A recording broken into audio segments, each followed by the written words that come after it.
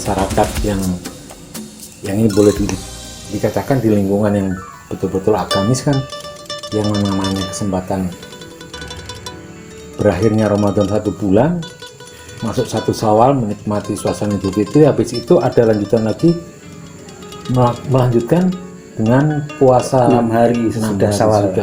Satu Syawal.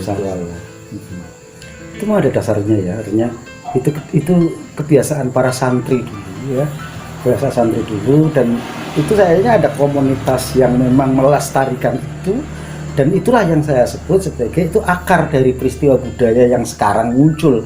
Sawalan di mana-mana, ada lopes, ada ya kalau di Pekalongan kan di Kerapia gitu ya. Jadi menjamu orang-orang yang datang gitu ya.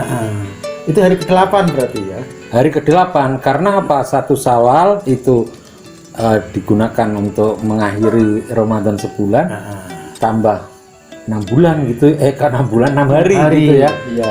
Itu kelihatannya Serempak ngambilnya di 2 Syawal sampai 7 gitu ya. Ya memang itu ada, meskipun kata para kiai itu tidak harus 6 hari bulan Syawal itu tanggal 2 sampai tanggal 7 itu tidak harus ya.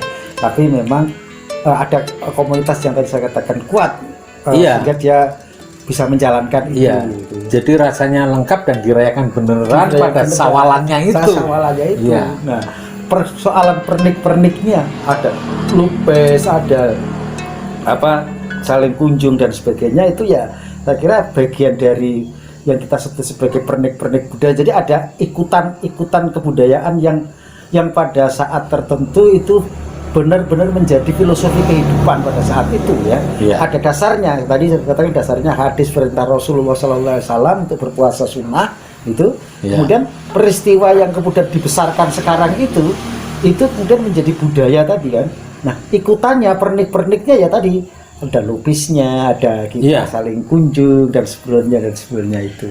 Jadi memang itu kan berakar dan tumbuh dari masyarakat gitu ya. Jadi kan istilahnya ya baik itu prakarsa, pelakunya dan sebagainya itu kan memang pure masyarakat. Gitu. Dan itu apakah pemerintah terlibat di situ, ada sponsor atau tidak ada sponsor, dia akan jalankan itu. Karena itu tradisi yang memang punya akar, gitu kan. Nah, maka akan sangat nafis sekali, akan sangat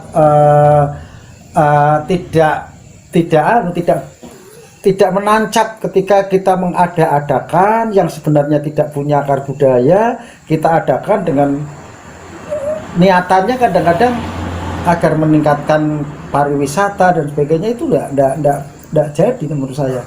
Iya, maksudnya untuk mampu bertahan dan untuk bisa terlaksana secara mandiri itu agak sulit. Susah.